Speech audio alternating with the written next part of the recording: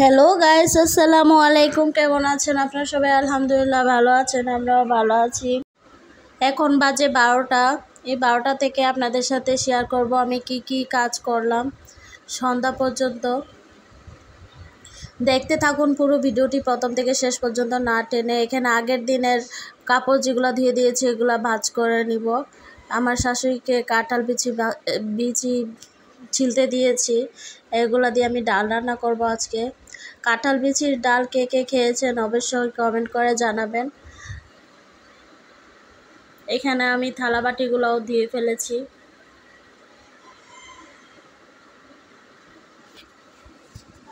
এই তো কাঁঠাল বিচি সিদ্ধ দিয়ে দিলাম, পরে এগুলাকে ঠান্ডা করে ব্লেন্ডার করে নিয়েছি। এগুলা দিয়ে আজকে আমি ডাল রান্না করব। একটু হাফ সিদ্ধ করে ব্লেন্ডার করে নিলে এইভাবে ব্লেন্ড হয়ে যায়, তারপর ডালটা ঘন হয়ে খেতেও ভালো লাগে। আপনাদের সাথে আমি সব সময় ভিডিও শেয়ার করতে পারি না, কারণ আমি অনেক ব্যস্ততার মধ্যেই আছি। মেয়েকে নিয়ে, পড়াশোনার মধ্য দিয়ে, শাশুড়িকে নিয়ে আমি অনেক কাজ আপনাদের সাথে শেয়ার করতে পারি না। কারণ এটা হলো যে আপনার প্রতিদিনই একটা কাজ দেখতে কি কারো ভালো লাগে? এজন্য আমি প্রতিদিন একই কাজ দেখাই না, কারণ সারাদিনই তো আমি ঘরের ভিতরেই থাকি। ঘরের বাইরে আমার খুব কম যাওয়া হয়। স্কুল করলে অবশ্য যাওয়া হবে, তাছাড়া আমি বাইরেও ঘুরতে তো কম যাই, তেমন সময় পাই না, ঘোরা হয় না। এই জন্য আপনাদেরকে নতুন কিছু আমি শেয়ার করতে পারি না। যতটুকুই বাসার ভিতরেই থাকি, বাসায় যতটুকু আমি কাজ করি ওইটাই আপনাদের সাথে শেয়ার করি। আপনারা দেখে বলবেন না যে সব সময় একই কাজই দেখায়, এ কথা কেউ বলবেন না, কারণ আপনাদেরকে আগে থেকে আমি জানিয়ে দিচ্ছি যাতে আপনাদের কোনো খারাপ না হয়। এই তো আমার কথা বলতে বলতে কাঁঠালের বিচির ডাল রান্না তুলে দিয়েছি।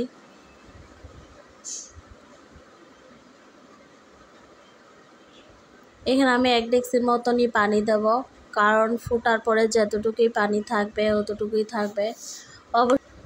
এখন আমি ডালের মধ্যে হলুদের গুঁড়া দিয়ে দেব।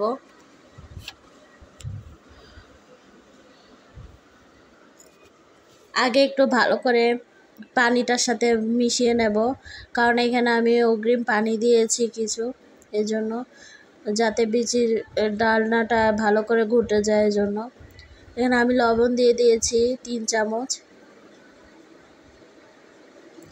লবণ স্বাদ মতো যে যেভাবে খেতে পারেন সেভাবেই দেবেন, আমরা একটু বেশি খাই এজন্য দিলাম। এখানে আমি হলুদের গুঁড়া দিয়েছি 2.5 চামচ। অল্প অল্প করে দিচ্ছিলাম, কারণ এগুলা খাঁটি হলুদ, একটু বেশি দিলে আবার বেশি ঘ্রাণ আসবে, এই জন্য কমাই দিলাম। একটু ধনিয়ার গুঁড়া দিলাম।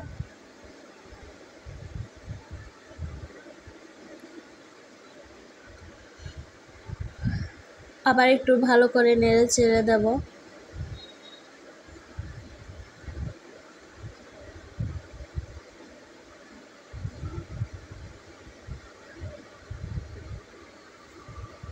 মনে হচ্ছে কালারটা একটু কম হয়েছে, আবার একটু হলুদ দিব।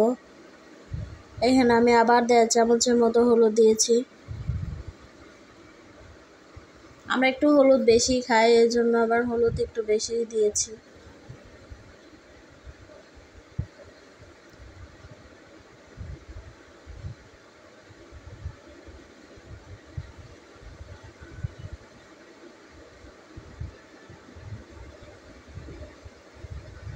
দেখুন আমার সুন্দর একটা কালার আসছে, যেন ডাল রান্না করতেছি আমি, এটা এরকম কালার আসছে। এখানে আমি টমেটো দিয়েছি কেটে 2টি।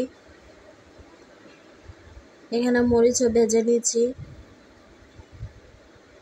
আলু ভর্তা করবো আজকে, এই জন্য মরিচ ভেজে নিচ্ছি। আলু ভর্তা করবো কারণ অনেক দিন ধরে আমরা মাংস খেতে খেতে বিরক্ত হয়ে গেছি, এই জন্য এখন মরিচ দিয়ে আলু ভর্তা করবো। আর হলো ডাল রান্না করছি, এগুলা দিয়ে রাতে চালিয়ে দেব। এখানে আমি জিরা নিয়েছি গোটা, আর পেঁয়াজ নিয়েছি 1টি, রসুন নিয়েছি 1টি, মরিচ নিয়েছি 2-3টি। এগুলা দিয়ে বাগার দেবো আমি ডালটা। ভাতের ভিতর আলু সিদ্ধ কে কে খান অবশ্যই কমেন্ট করে জানাবেন আমাকে। ভাতও তুলে দিয়েছি, তো আমার কাপড়ও ভাঁজ করা শেষ। রান্না তুলে দিয়ে আমি কাপড়গুলো ভাঁজ করে ফেলেছি, ঝাড়ুও দিয়েছি। ঘর আজকে আর মোছার দরকার নেই, ঘরটা পরিষ্কার আছে, এই জন্য আমি আর আজকে মুছিনি। কাপড়গুলো জায়গা মতো রেখে দিচ্ছি, যার যার কাপড় যেখানে রাখা সেখানেই রেখে দিচ্ছিলাম।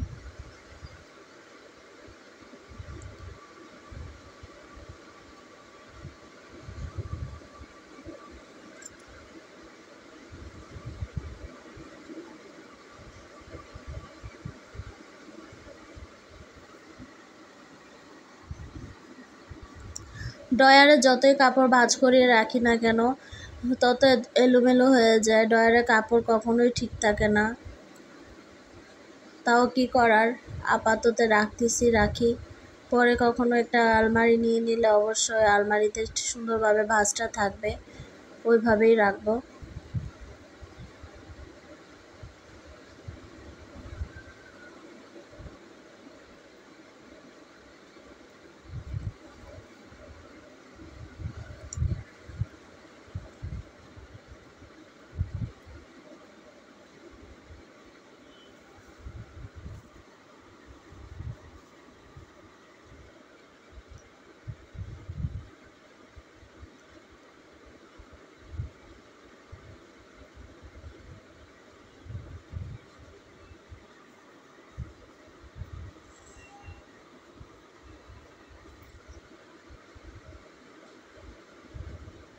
এই তো আমার কাপড়গুলো গুছানো শেষ।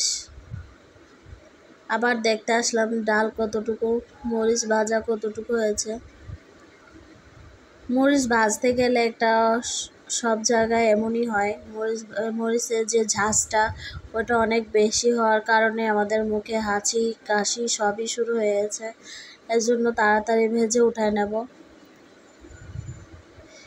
এখানে আমি মরিচ অনেকগুলা ভেজে রেখেছি, কারণ এগুলো আমি কাচের বয়ামে করে রেখে দেব, কারণ সব সময় মরিচ ভাজা যায় না, হাঁচি আর কাশি চলে আসে। এই জন্য এগুলা ভালো করে আমি বয়ামে ঢেকে রেখে দেব ভরে, পরে একটা একটা করে খাবো। আমাদের একটু বেশি হাতে কচলানো ভর্তা খাওয়া হয়, এই জন্য এভাবে ভেজে রেখে দিই, তাহলে সুবিধা। একটা দুইটা মরিচ তো আর ভাজা যায় না, এই জন্য আমি অনেকগুলো ভেজে একসাথে কাচের বয়ামে করে রেখে দিই, তাহলে আর নরম হয়ে যায় না, এটা মুচমুচে থাকে। আপনারা যদি এই টিপসটা কেউ না জেনে থাকেন তাহলে জেনে নিন, আমার চ্যানেলটা একটা সাবস্ক্রাইব করে দেবেন।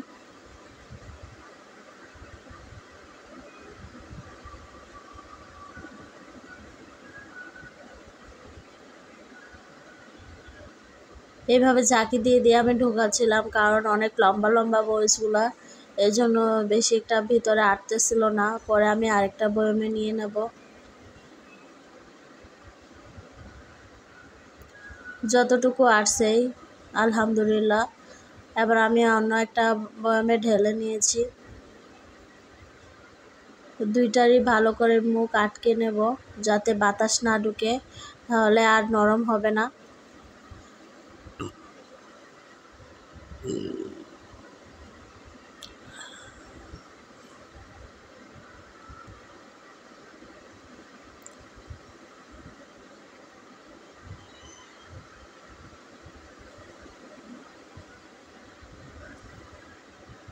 দেখুন কত সুন্দর ডালের কালারটা, যেন অরিজিনাল ডাল রান্না করতেছি আমি।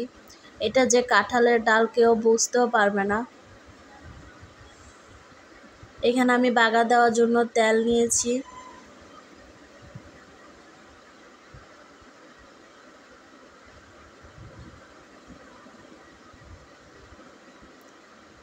এই তো আমার মশলাগুলো ভালো করে আমি দাগ করে নেব।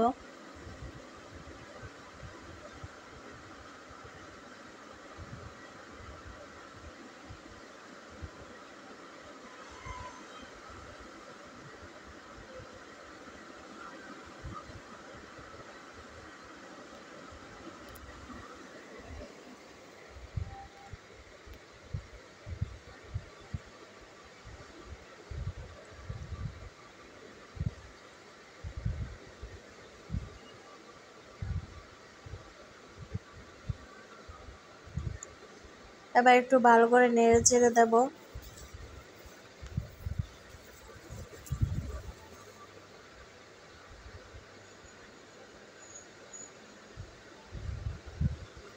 আমি আগে লবণ দিয়ে দিয়েছি, এজন্য আমি এখানে ভাজার সময়, পেঁয়াজ ভাজার সময় কোনো লবণ অ্যাড করিনি। পরে যদি কম হয় তাহলে দেওয়া যাবে, এজন্য আমি আন্দাজ করে আগে দিইনি।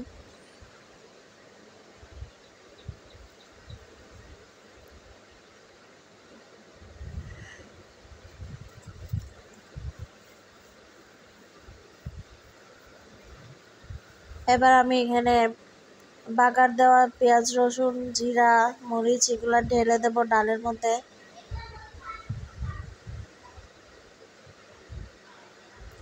আস্তে আস্তে ঢেলে দেব যাতে নিচের দিকে পড়ে না যায়।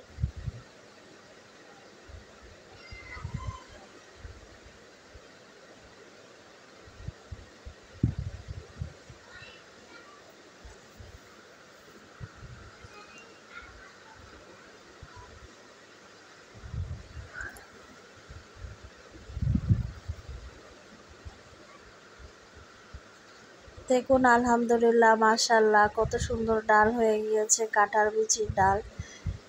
আপনারা অবশ্যই বাসায় ট্রাই করবেন। এটা যতটা দেখতে সুন্দর হয়েছে, খেতেও অসাধারণ হয়েছে। আপনারা না করলে, না খেলে বুঝবেন না। যারা এটা ট্রাই করেননি অবশ্যই এখনই ট্রাই করে ফেলুন।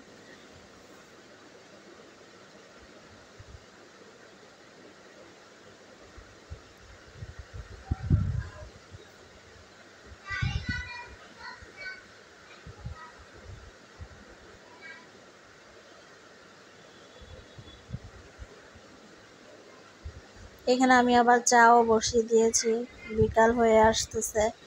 আমার শাশুড়ি আম্মা চা খাবে, এই জন্য চা বসালাম। এখানে চা পাতা, লং, এলাচ, দারচিনি, গোলমরিচ, আমি সব কিছু মশলা একটু একটু করে দিয়েছি, একটা একটা করে। এদিকে আমার ভাতও হয়ে গিয়েছে, আলহামদুলিল্লাহ। এবার আমি চাটা ঢেলে নেব।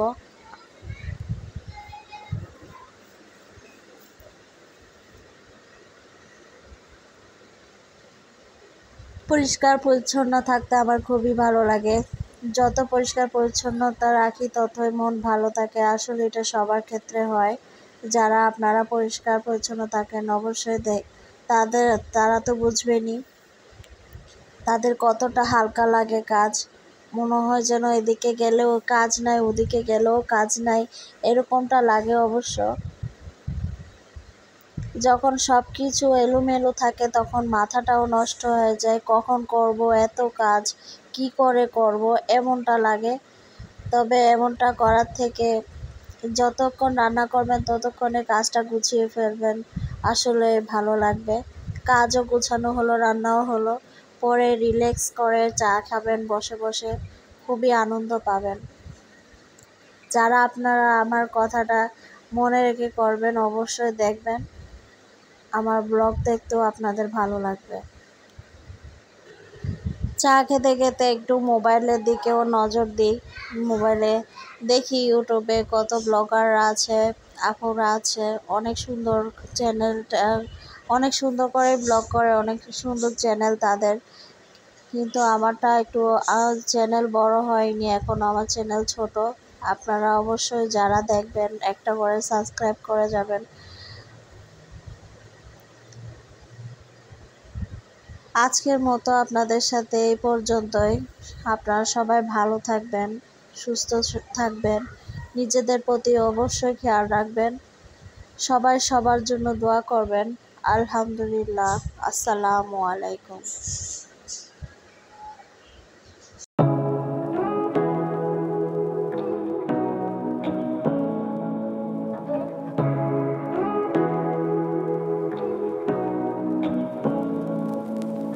Say